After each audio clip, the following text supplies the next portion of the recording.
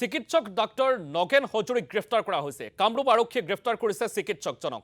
চিকিৎসকজনৰ বাহনৰ খুনাত নিহত হৈছিল দুটিকৈ ভাতৃ ভগ্নী। 17 জানুৱাৰী সংঘটিত হৈছিল এই ঘটনা আৰু কেন্দুকুনাত সুৰাসক্ত অৱস্থাত বাহন চলাই সংঘটিত কৰিছিল দুৰ্ঘটনা।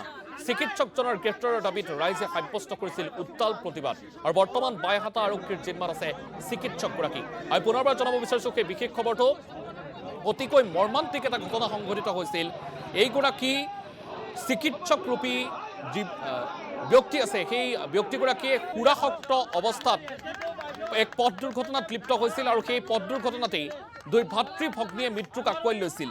এগৰাকী চিকিৎসক হোৱা স্বত্তেও ৰাজপথত কেনেধৰণে বাহন চলাব লাগে, কেনেধৰণে বাহন পৰিচালনা কৰিব লাগে তাৰ সামান্যতমো জ্ঞান নাছিল এইগৰাকী ব্যক্তিৰ। আৰু শেহতীয়াভাৱে আমি জনাব বিচাৰিছোঁ গ্ৰেফতাৰ কৰিছে। তীব্ৰ প্ৰতিবাদ হোৱাৰ পিছত আৰক্ষীয়ে বাধ্য হ'ল গ্ৰেফতাৰ কৰিবৰ বাবে।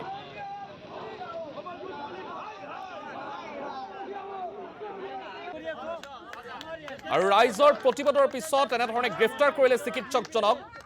পথ অৱৰোধ কৰিছিল আৰু টায়াৰ জ্বলাই প্ৰতিবাদ সাব্যস্ত কৰিছিল আৰু অৱশেষত গ্ৰেফতাৰ কৰিলে এইগৰাকী সুৰাসক্ত চিকিৎসকক।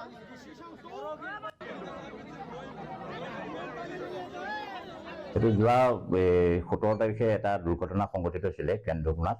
এখন I-10 গাড়ীয়ে একেঘৰ মানুহৰে দুটা সন্তান, এটা ল'ৰা 10 বছৰীয়া ল'ৰা আৰু 14 বছৰীয়া এজনী ছোৱালী দুৰ্ঘটনাত নিহত হৈছিলে।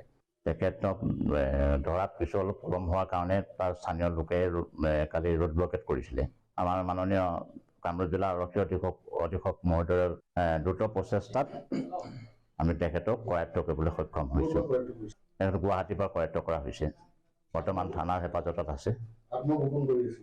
তেওঁ মোবাইল ছুইচ অফ কৰি পেলাই আত্মগোপন কৰি আছিলে। আমি SP ছাৰৰ প্ৰচেষ্টাত তেওঁক ধৰা হৈছে। সেইটো আমি বৰ্তমানলৈকে তথ্য পোৱা নাই। প্ৰাথমিক দিয়াৰ কৰিছোঁ আমি, যদিও তেনেকুৱা আমি বৰ্তমানলৈকে পোৱা নাই।